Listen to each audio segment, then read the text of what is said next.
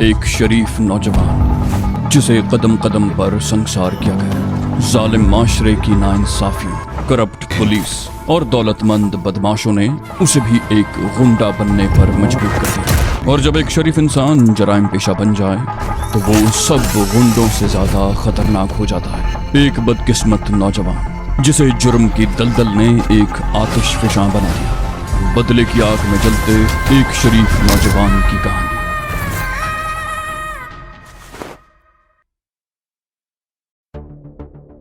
शारिक ने कार हवेली की तरफ जाने वाली सड़क पर मोड़ ली। रात के इस वक्त यहाँ तारीकी और सन्नाटा था। शारिक ने हवेली के फाटक के सामने कार रोक ली और दरवाजा खोलकर नीचे उतरते हुए जफरी को मुखातिब करके बोला, तुम स्टीयरिंग के सामने बैठ जाओ, मैं फाटक खोलता हूँ, तुम कार को अंदर ले चलना। उसने दीवार की टूटी हुई खोली में से चाबियों का गुच्छा निकाला और फाटक खोल दिया। जफरी कार अंदर ले गया। शारिक ने फाटक बंद कर दिया। जफरी ने कार ठीक जगह पर ही रोकी थी। पप्पू ने मुनव्वर को कार से घसीट कर बाहर निकाला तो उसका लाचा खुल गया। वो अपना लाचा संभाल रहा था कि पप्पू ने उसके कूल्हे पर जोरदार ठोकर रसीद की। वो चीखता हुआ मुंह के बल गिरा। शारिक ने बरामदे वाला दरवाजा खोलकर बरामदे और सामने वाले 2 कमरों की बत्तियां जला दी। वो सब बरामदे के सामने थे। मुनव्वर का चेहरा खौफ से पीला हो रहा था। उसकी टांगें थर थर कांप रही थीं। शारिक बोला, तुमने मुझे तो पहचान लिया है, तो तुम्हें यह भी याद होगा कि तकरीबन 2 महीने पहले तुमने मेरी माँ और बहन के साथ क्या सुलूक किया था, उन्हें किस तरह जलील करके घर से निकाला था। मुनव्वर हाथ जोड़ते हुए बोला, मैं बेकसूर हूँ उस्ताद शारिक, इसमें मेरा कोई कसूर नहीं था। मुझे हाजी ने कहा था कि उन लोगों को निकाल दिया जाए। शारिक ने उसके चेहरे पर नजरें जमाते हुए कहा, हाजी तुम्हारा मामा लगता है ना? उसने ये समझा था कि मैं मर चुका हूँ। वो अपने आप को बहुत ताकतवर समझता है। अब मैं उसे बताऊंगा कि किसी को अपने से कमजोर समझने का क्या मतलब होता है। मैंने हाजी की तरफ दोस्ती का हाथ बढ़ाया था, लेकिन उसने मुझसे दुश्मनी मोल ले ली और ये दुश्मनी उसे बहुत महंगी पड़ेगी। उसे जब अपने आदमियों की लाशों के तोहफे मिलने लगेंगे तो उसके होश ठिकाने आ जाएंगे। मुनव्वर घिघियाया, बोला, मुझे माफ कर दो शारिक उस्ताद। शारिक बोला, फिक्र मत करो, मैं तुम्हें कत्ल नहीं करूंगा। मैं तुम्हें जिंदा हाजी के पास पहुंचा दूंगा ताकि तुम उसे बता सको कि शारिक उसके खिलाफ मैदान में उतर आया है। वो बोला, मैं मौजू ने गुर्राते हुए उसकी बात काट दी। एक क्या मैं लगा रखी है। साथ ही एक भरपूर घूंसा उसके जबड़े पर रसीद कर दिया। मुनव्वर चीखता हुआ लड़खड़ा कर गिरा। घूंसा खासा जोरदार था। मुनव्वर का एक दांत टूट गया और उसके मुंह से खून बह निकला।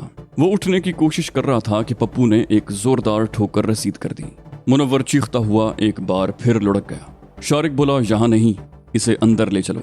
यहाँ अगरचे आबादी ज्यादा नहीं है, इक्का दुक्का लोग ही रहते हैं, लेकिन ऐसा ना हो कि इसकी चीखों की आवाज सुनकर लोग जमा हो जाएं। अंदर ले चलो, पिछले कमरे में। पप्पू और मौजू मुनव्वर को घसीटते हुए हवेली के एक कमरे में ले आए। मुनव्वर अपना लाचा दुरुस्त कर रहा था कि शारिक ने उसके पेट पर जोरदार ठोकर मार दी। शारिक चीखा, तुम जानते हो कि कोई शख्स हर किस्म की ज्यादती बर्दाश्त कर लेता है, लेकिन माँ और बहन की बेइज्जती तो कोई बेगैरत भी बर्दाश्त नहीं करता। जितने आदमी मेरे घर पर गए थे उन सबको चुन चुन कर खत्म कर दूंगा, और तुम्हारा तो मैं वो हशर करूंगा कि हाजी भी तुम्हें देख कर कांप उठेगा। शारिक ने मुनव्वर को लातों और घूंसों पर रख लिया। पप्पू, जफरी और मौजू भी एक आध लात या घूंसा जड़ देते। मुनव्वर बुरी तरह चीख रहा था। उस कमरे में कुछ चीजें भी बिखरी हुई थीं। शारिक ने लोहे की एक सलाख उठा ली और उसे घुमाकर पूरी कुव्वत से मुनव्वर के मुंह पर मार दी। मुनव्वर के मुंह से निकलने वाली वो चीख बहुत ही भयानक थी। सलाख उसके होंठों पर लगी थी, जिससे न सिर्फ उसके होंठ फट गए थे बल्कि ऊपर के 2 दांत भी टूट गए थे। वो जमीन पर लौटने लगा। शारिक ने उसे 2-4 ठोकरें भी रसीद कर दी। शारिक चीखा, मुझे तुम पर जरा भी तरस नहीं आएगा। तुम अपने इलाके के बहुत बड़े बदमाश हो ना, लोगों से जग्गा टैक्स वसूल करते हो, शरीफ लोगों की पगड़ियां उछालते हो, तुम्हें हाजी की पुश्तपनाही हासिल है और पुलिस की आशीर्वाद, लेकिन अब तुम्हें न तो हाजी बचा सकेगा और न ही पुलिस। शारिक ने एक बार फिर लोहे की सलाख उठाई और मुनव्वर पर पै दर पै हमले करने लगा। उस पर जुनून सतारी होने लगा था। इस मौके पर अगर जफरी वगैरह भी उसे रोकने की कोशिश करते तो वो उनके काबू भी ना आता। मुनव्वर की चीखें कमरे में गूंज रही थीं। उसके जिस्म से जगह जगह से खून बह रहा था। उसके दोनों बाजुओं और पिंडलियों की हड्डियां टूट गई थीं। कम से कम 3 दांत निकल चुके थे। एक रुखसार की हड्डी चटक गई थी और 2 पसलियां भी क्रैक हो चुकी थी। मुनव्वर का चेहरा इस तरह बिगड़ गया था कि उसे पहचानना मुश्किल हो रहा था। शारिक ने सलाख से उसकी पसलियों पर आखिरी वार किया और सलाख एक तरफ फेंक दी। मुनव्वर बुरी तरह चीख रहा था। हैरत की बात यह थी कि वो अभी तक होश में था। शारिक ने उसे ठोकर मारते हुए कहा, अब तुम न तो कभी अपने पैरों पर खड़े हो सकोगे और न ही अपने हाथ से कुछ खा सकोगे। जिंदगी भर दूसरों के मोहताज रहोगे। फिर वो जफरी से बोला, जफरी, बरामदे के साथ दाईं तरफ किचन है, वहां से थोड़ी सी मिर्चें या नमक ले आओ। जफरी फौरन ही बाहर चला गया। कुछ देर के बाद वो प्लास्टिक की एक बरनी उठाए कमरे में दाखिल हुआ। उसमें पिसी हुई मिर्चें थीं। शारिक ने डिब्बा उसके हाथ से ले लिया और ढकना खोलकर मिर्चों की चुटकी भरी। मुनव्वर बिलबिला उठा, बोला, नहीं नहीं, खुदा के लिए मेरे जख्मों पर मिर्चें न छिड़को। शारिक बोला, मैंने देख लिया है कि तुम बहुत जबरदस्त कुव्वत बर्दाश्त के मालिक हो। किसी और के साथ ये सब कुछ होता तो वो खत्म हो चुका होता, लेकिन तुम बुज़दिल होने के बावजूद सख्त जान हो। अब देखना यह है कि कहां तक बर्दाश्त करते हो। शारिक ने चुटकी भर मिर्चें उसके एक जख्म पर छिड़क दी। मुनव्वर बुरी तरह तड़पने लगा। उसकी खौफनाक चीखें एक बार फिर कमरे में गूंजने लगी। वो चीख चीख कर कह रहा था, मुझे मार दो, मार दो, खुदा के लिए मुझे मार दो। शारिक बोला, नहीं, तुम जिंदा रहोगे। मुनव्वर तड़पता चीखता रहा और बिलाखिर उसकी आवाज हलक में घुटी चली गई और वो साकित होता चला गया। मुनव्वर बेहोश हो गया था। शारिक ने जफरी की तरफ देखते हुए कहा, इसे इसके लाचे में बांध कर गाड़ी की डिक्की में डाल दो। जफरी और पप्पू ने मुनव्वर का लाचा फर्श पर बिछा दिया और मुनव्वर को उठाकर गठड़ी की तरह लाचे में बांध दिया। वो हड्डियों और गोश्त का एक ढेर था जिसे उठाकर वो बाहर ले गए। सफेद रेशमी लाचा फौरन ही खून से तर होने लगा। शारिक कमरे में खड़ा इधर उधर देख रहा था। कमरे में हर तरफ खून के छींटे नजर आ रहे थे। कुछ देर के बाद वो भी कमरे से निकल आया। पप्पू और जफरी गठड़ी को कार की डिक्की में ठूंस रहे थे। शारिक करीब खड़ा उन्हें देख रहा था। फिर कमरों के दरवाजे बंद करने लगा और बिलाखिर कार की तरफ आ गया। पप्पू वगैरह कार के करीब खड़े थे। शारिक बोला, ये हवेली मेरी खुफिया पनाहगाह है। इसके बारे में मेरे अलावा और कोई नहीं जानता। अब तुम तीनों इस खुफिया ठिकाने से वाकिफ हो गए हो। मेरी इजाजत के बगैर तुम में से कोई भी इस तरफ नहीं आएगा और न ही इस हवेली के बारे में किसी को पता चलना चाहिए। जफरी ने गोया उन तीनों की नुमाइंदगी करते हुए कहा, शारिक बाबू, हम तीनों ने तुमसे वफादारी का अहद किया है। हम अपनी जान तो दे सकते हैं, लेकिन तुम्हारा कोई राज हमारे सीने से बाहर नहीं निकलेगा। शारिक बोला, मुझे तुम तीनों की दोस्ती और वफादारी पर फख्र है। फिर उसने ड्राइविंग सीट का दरवाजा खोला। बोला, सीट के नीचे से तीसरी राइफल भी निकाल लो, रास्ते में शायद इसकी भी जरूरत पड़ जाए। मुनव्वर हाजी का भांजा है, उसे मुनव्वर के अगवा की इत्तला मिल गई होगी। इस वक्त पूरे शहर में हमारी तलाश हो रही होगी। हमें पुलिस से बचते हुए इस जिंदा लाश को दरोगा वाला में हाजी की कोठी के सामने पहुंचाना है, ताकि हाजी ये जान ले कि शारिक ने अपनी कार्रवाई शुरू कर दी है। शालीमार बाग तक पहुंचने के लिए उन्हें एक तवील चक्कर काटना पड़ा। वो मुगलपुरे से होते हुए शालीमार बाग के ऐन सामने निकल आए। वहां से शारिक ने गाड़ी जीटी रोड पर दरोगा वाला की तरफ मोड़ दी। शालीमार बाग से चंद गज आगे बागबान पूरा थाना था और शारिक को तवक्को थी कि यहाँ भी गाड़ियों की चेकिंग हो रही होगी, लेकिन हैरत की बात थी कि यहाँ उन्हें कोई रोक टोक पेश न आई। पाकिस्तान मॉन्यूमेंट से आगे निकलते ही शारिक ने कार की रफ्तार कम कर ली और मोहतात नजरों से इधर उधर देखने लगा। उससे आगे चूंकि देही आबादी शुरू हो जाती थी, इसलिए उस सड़क पर ट्रैफिक भी कम हो गया था। यूं भी रात के 12 बजने वाले थे। शारिक ने गाड़ी की रफ्तार बहुत कम कर दी। वो बाईं तरफ देख रहा था। सड़क से तकरीबन 20 फुट के फासले पर कोठियां बनी हुई थीं। ये पुरानी तर्ज की कोठियां थीं और काफी कुशादा थीं। हाजी की कोठी भी उन्हीं में से एक थी। शारिक शुरू में एक मर्तबा माझे गुज्जर के साथ यहाँ आया था और अब उसे याद नहीं रहा था कि वो कौन सी कोठी थी, लेकिन बिलाखिर उसने कोठी शनाख्त कर ली। उसने सड़क के किनारे पर कार रोक ली। कोठी का गेट बंद था। शारिक ने सड़क पर दोनों तरफ देखा। बागबानपुरे की तरफ से एक दो गाड़ियां आ रही थीं और सामने से एक ट्रैक्टर ट्रॉली आ रही थी जिस पर फट्टे लदे हुए थे। शारिक ने पीछे मुड़कर पप्पू और जफरी की तरफ देखते हुए कहा, यह सामने वाली कोठी है। आगे पीछे से आने वाली गाड़ियां गुजर जाएं तो डिक्की में से गठरी निकाल कर कोठी के गेट के सामने रख देना और घंटी बजाकर लौट आना। आज की रात हाजी के लिए मेरा ये एक ही तोहफा काफी है। जफरी बोला, क्या तुम्हारे ख्याल में हाजी इस वक्त कोठी में होगा?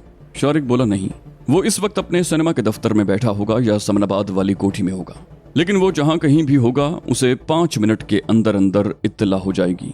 इस दौरान सामने से आने वाली फट्टों से लदी हुई ट्रैक्टर ट्रॉली गुजर गई। उसके कुछ ही देर के बाद पीछे से आने वाली गाड़ियां भी गुजर गईं। शारिक बोला, चलो जल्दी करो, और अपनी तरफ का दरवाजा खोलकर नीचे उतर आया। जफरी और पप्पू भी नीचे उतर आए। शारिक ने डिक्की का लॉक खोलकर ढकना ऊपर उठाया। पप्पू और जफरी ने बैक वक्त गठड़ी पर हाथ डाल दिए। उस वक्त गठड़ी में कुछ हरकत सी हो रही थी। मुनव्वर शायद होश में आ रहा था। चादर खून से तर हो रही थी। उन्होंने खींचतान कर गठड़ी को डिक्की में से निकाला और तेज तेज कदम उठाते हुए कोठी के गेट की तरफ चलने लगे। शारिक ने डिक्की में झांका। फर्श पर खून नजर आ रहा था। उसने डिक्की बंद कर दी और जल्दी से अपनी सीट पर आकर बैठ गया और इंजन स्टार्ट करके कोठी की तरफ देखने लगा। जफरी और पप्पू ने गठड़ी गेट के सुतून के करीब रख दी। पप्पू तो वापस आ गया और जफरी गेट की छर्री से अंदर देखने लगा। बरामदे में रोशनी हो रही थी। फिर उसने सुतून पर लगे हुए कॉल बेल का बटन 2-3 मरतबा दबा दिया। अंदर कहीं से घंटी बजने की आवाज सुनाई थी। जफरी तेज तेज कदम उठाता हुआ वापस आ गया। कार हरकत में आ चुकी थी। जफरी दरवाजा खोलकर चलती कार में ही बैठ गया। शारिक ने यू टर्न लिया। कार का रुख सीधा होते ही उसने गर्दन घुमाकर कोठी की तरफ देखा। उस वक्त गेट खुलता हुआ दिखाई दिया था। शारिक संभल कर बैठ गया और कार की रफ्तार बढ़ा दी। कार तेज रफ्तारी से दौड़ रही थी। शारिक के तीनों साथी मोहतात बैठे थे। उनके हाथ पैरों के करीब पड़ी हुई राइफलों पर थे। वो किसी भी लम्हे किसी भी सूरत हाल से निमटने के लिए तैयार थे, लेकिन उन्हें कोई दुश्वारी पेश नहीं आई थी। इस मर्तबा शारिक ने मुगलपुरे का रुख नहीं किया। वो कार को सीधा बागबानपुरे की तरफ लेता गया। उसका ख्याल था कि कोऑपरेटिव स्टोर के करीब से कार को गड़ी शाहू के पुल की तरफ मोड़ देगा और वहां से शिमला पहाड़ी वाले रास्ते से होता हुआ माल रोड की तरफ निकल जाएगा। लेकिन कोऑपरेटिव वाले मोड़ से चंद गज पहले ही सड़क पर पुलिस को खड़े देखकर शारिक चौंक गया। सड़क पर पुलिस की वैन भी खड़ी थी और सड़क के वस्त में खड़ा हुआ एक पुलिस वाला कार को रोकने का इशारा कर रहा था। शारिक अपने साथियों को मुखातिब करते हुए बोला, होशियार, मैं कार की रफ्तार कम करके बढ़ा दूंगा। तुम लोग फौरन ही फायरिंग शुरू कर दोगे, लेकिन ख्याल रहे कोई पुलिस वाला मरने ना पाए। पुलिस से हमारी दुश्मनी नहीं है। जफरी बोला, फिक्र ही ना करो शारिक बाबू, अगर कोई पुलिस वाला हमारे हाथ से मर भी गया तो क्या फर्क पड़ेगा। ये लोग तो हमें वैसे भी नहीं बख्शेंगे। इनके साथ रियायत करने का कोई फायदा नहीं होगा। शारिक ने कोई जवाब न दिया। उसने कार की रफ्तार कम कर दी। उसकी नजरें सर्च लाइट की तरह घूम रही थी। जो पुलिस वाला रुकने का इशारा कर रहा था उसके हाथ में कोई कागज भी था। उसे समझने में देर न लगी कि उस कागज पर उनकी कार का नंबर लिखा हुआ था और पुलिस को उन्हीं की तलाश थी। जफरी, पप्पू और मौजू तैयार बैठे थे। उन्होंने राइफलें अपनी अपनी तरफ खिड़कियों के साथ लगा रखी थी। शारिक ने कार की रफ्तार और कम कर दी। पुलिस वाले यही समझे कि कार रुक रही है। जो पुलिस वाला उन्हें रुकने का इशारा कर रहा था वहां से एक तरफ हट गया। करीब पहुंचते ही शारिक ने अचानक ही कार की रफ्तार बढ़ा दी।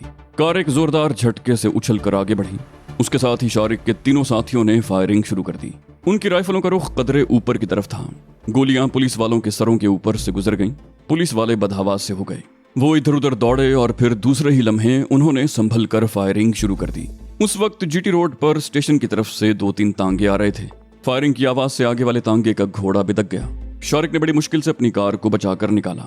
पिछली सीट पर बैठे हुए जफरी ने कहा, पुलिस वैन हमारे पीछे आ रही है शारिक बाबू। शारिक बोला, फिक्र मत करो, वो हमें नहीं पकड़ सकेंगे। वो कार की रफ्तार बढ़ाता चला गया। पुलिस की वैन खासी दूर थी और उससे मुसलसल फायरिंग हो रही थी। शारिक ने कहा, तुम लोग फायरिंग मत करना। कार की रफ्तार खतरनाक हद तक तेज थी और फिर शारिक ने अचानक ही कार को दाईं समत तेजाब अहाते की तरफ जाने वाली सड़क पर मोड़ दिया। ये सड़क ज्यादा चौड़ी नहीं थी और उस तरफ रोशनी भी नहीं थी। शारिक कार की रफ्तार को बढ़ाता चला गया और फिर एक और मोड़ घूमते हुए अचानक एक कुत्ता सामने आ गया। वो आवारा कुत्ता दौड़ता हुआ एक तरफ से दूसरी तरफ जाना चाहता था। शारिक ने कुत्ते को बचाने के लिए स्टीयरिंग घुमा दिया और फिर वो कार पर काबू न रख सका। कार एक जोरदार धमाके से एक दीवार से टकरा कर उलट गई। उस वक्त पुलिस वैन भी उस सड़क पर मुड़ी थी। शारिक की उल्टी हुई कार पुलिस वैन के हेडलैंप्स की रोशनी में थी और फासला कम होता जा रहा था। कार एक कलाबाजी खाकर सीधी हो गई। कार के उलटने और उसके लगने वाले झटकों से शारिक वगैरह का जोड़ जोड़ हिल गया। इस लिहाज से वो सब खुशकिस्मत साबित हुए कि उनमें से किसी को ज्यादा चोट नहीं लगी थी। सिर्फ मौजू सबसे ज्यादा मुतासिर हुआ था। उसका सर डैशबोर्ड से टकराया था। पेशानी पर एक जगह खाल फट गई थी और खून रिसने लगा था। मौजू के सिवा किसी और को तो इतनी चोट भी नहीं आई थी। कार सीधी होते ही शारिक ने पीछे मुड़कर देखा।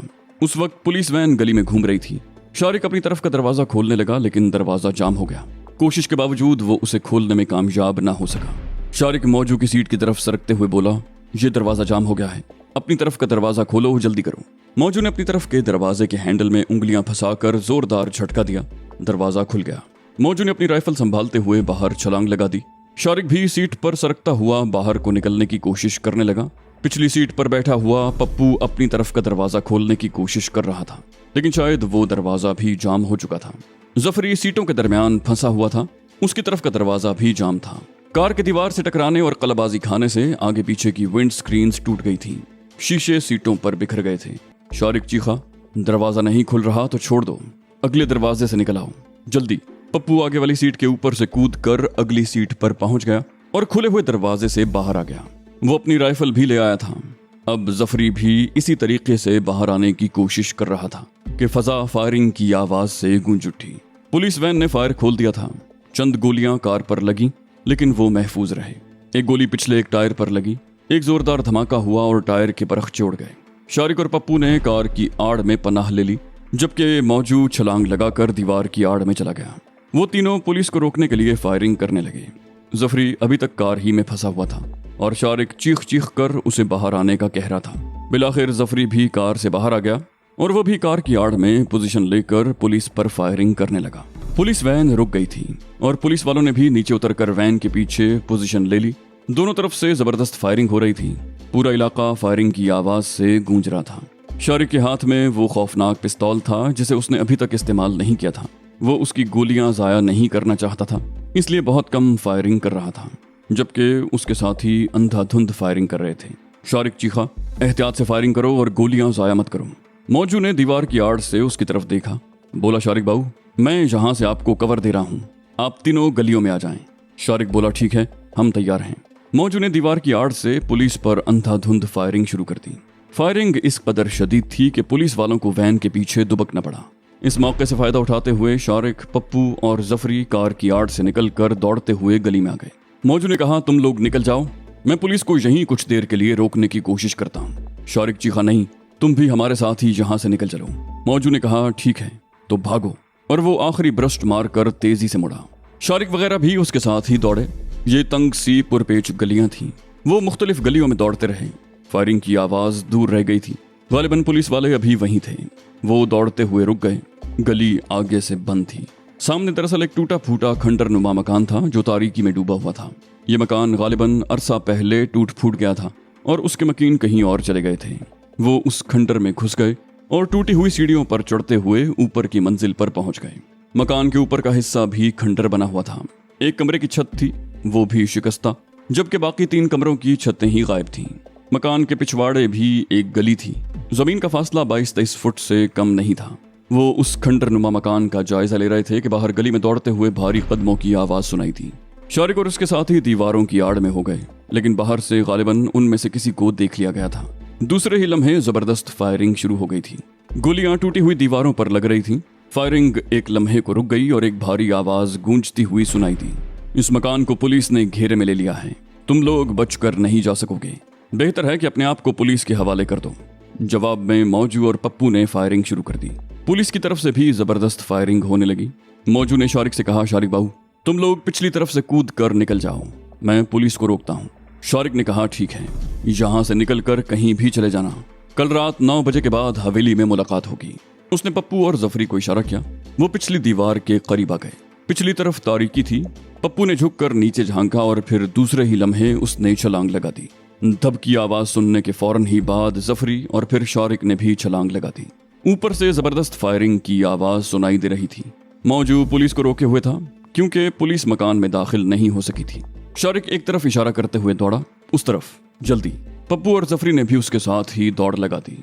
मौजू बड़ी दलेरी से पुलिस का मुकाबला कर रहा था। वो एक जगह रुककर फायरिंग करने की बजाय जगह बदल बदल कर गोलियां चला रहा था, ताकि पुलिस को यह तासुर दिया जा सके कि वहां एक नहीं कई आदमी हैं। 6-7 मिनट गुजर गए। दफतन मौजू चौंक गया। 2 पुलिस वाले मकान की टूटी हुई सीढ़ियों पर चढ़ने की कोशिश कर रहे थे। उन पर फायरिंग करने के लिए मौजू को दीवार की आड़ से निकलकर सामने आना पड़ा। उसने राइफल का रुख पुलिस वालों की तरफ किया और ट्रिगर दबा दिया, लेकिन राइफल से कोई गोली न निकली। मैगजीन खाली हो चुका था। मौजू एकदम सन्नाटे में आ गया। वो वहां से हटना ही चाहता था कि 2-3 समतों से आने वाली लातादाद गोलियां उसके सीने में पैवस्त हो गईं। मौजू के जिस्म से खून के धारे बह निकले। उसके मुंह से एक खौफनाक चीख निकली और वो लड़खड़ाता हुआ मकान की ऊपर वाली मंजिल से नीचे गिरा।